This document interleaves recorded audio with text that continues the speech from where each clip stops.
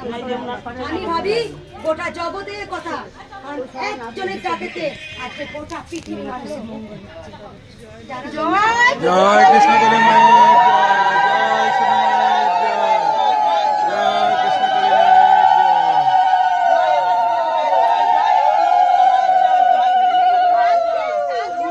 কালকে আমি হাসপাতালে গেছিলাম, দিয়ে একজনা খুব ভুগছে, শ্বাসকষ্ট রোগে খুব ভুগছে, দিয়ে একদম ছটফট ছটফট করছে। দিয়ে আমি বললাম তুমি কোথায় কোথায় গিয়েছো? যে বলছে আমি কোথাও যাই না, আমি এই প্রথম এসেছি বর্ধমানে দেখাতে, হাসপাতালে দেখাতে এসেছি, খুব শ্বাসকষ্ট হয়েছিল। দিয়ে আমি বললাম তোমাকে একটা কথা বলবো, আমি আমার কথা বিশ্বাস করবে তো? বলছে বলো মা। জানো তুমি কোথাও যেও না, তুমি কৃষ্ণ কালী মায়ের কাছে যাও, ওইখানে যাবে, দিয়ে তোমার শ্বাসকষ্ট ভালো হয়ে যাবে। দিয়ে বলছে তোমার কতদিন হয়েছিল? আমার 7 বছর হয়েছিল, আমি একদিন গিয়ে আমার ভালো হয়ে গেছে। তোমার 1 মাস হয়েছে, তুমি কৃষ্ণ কালী মায়ের কাছে যাও, কোথাও যেও না।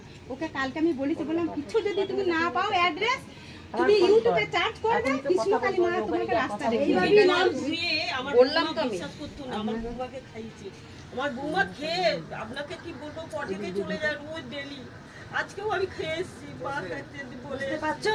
মানে ভক্তি, এই যে তোমরা সব জিজ্ঞাসা করো না, পাবো তো, হবে তো, ভগবানকে কোশ্চেন করো।